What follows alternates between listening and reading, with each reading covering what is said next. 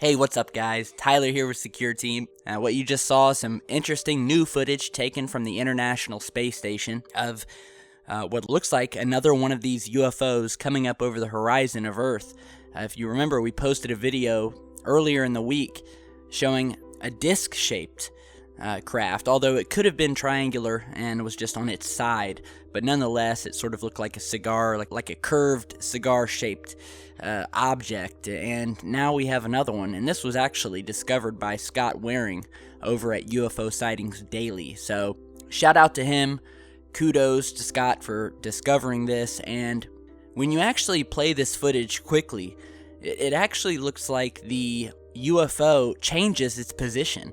When we first see it, it's more on its side, but as you cycle through the footage, it looks to be maneuvering more on its face. So you're really starting to see it almost looks like it twists sideways, so you see more of the front and the shape of it, which is like a horseshoe, or we'll just say U-shaped, but I just wanted to say the word horseshoe.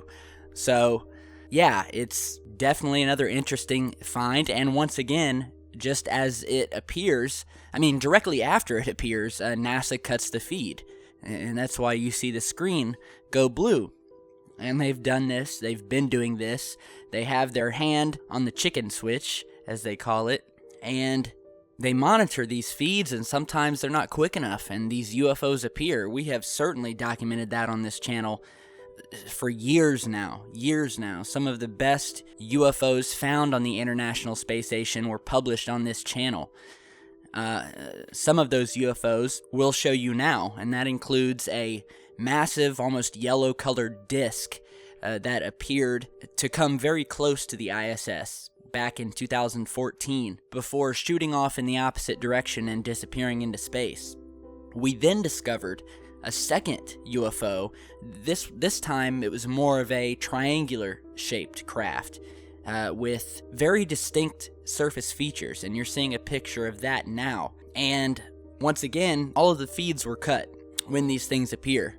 Now, NASA says that they're just losing the signal to their satellite, and that's why the feed cuts. But, you rarely see the feed cut when there's nothing there. It does happen, but usually the only time the feed often gets cut is, oddly, when these UFOs appear. And on this particular video that we're showing you today, the feed stayed cut for nearly an hour before coming back on.